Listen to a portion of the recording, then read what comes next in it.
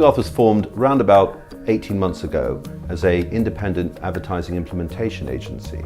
It became very clear over the last few years that centralized production of versioning for advertising was becoming essential.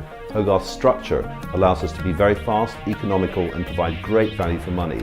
We in fact produce television, print, and digital ads together. We create value by providing a very, very efficient production platform. The only way we could do this was to minimize our capital expenditure and minimize the cost of ownership of the equipment that we use. This has allowed us to basically build a completely digital, tapeless platform that unifies all the various disciplines onto one piece of hardware. Hogarth has over 70 seats of Final Cut Pro, and this is used for our mass and volume production. Smoke, on the other hand, is a finishing tool, a very, very high-end finishing tool. It allows us to finish material to the same standards and quality as you would normally be used to in a traditional post-production house. As soon as I heard that Smoke was out on the Mac platform, I went on the web and got a few demos downloaded and showed it to everybody in the same room, and it was a really good feeling. It was a good buzz and everyone was really excited and curious to see how it would actually run on a Mac. It just required a couple of pieces of hardware to be installed. One was the Kona 3 from AJA, and the other was an NVIDIA FX 4800 off-the-shelf components that you can just plug straight into the Mac.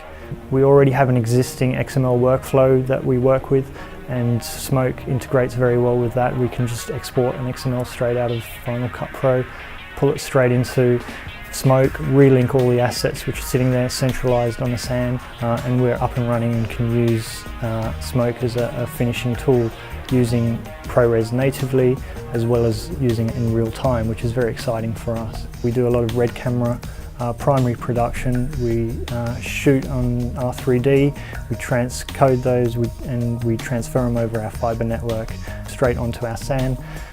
From there we can do a creative review, so we can do rough cuts, we can do rough color grades.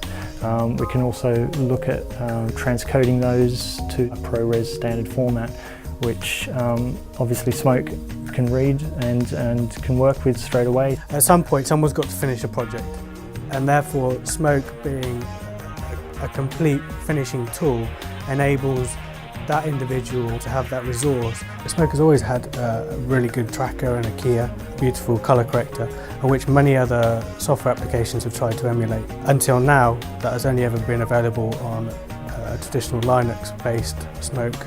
I think that's what people are excited about.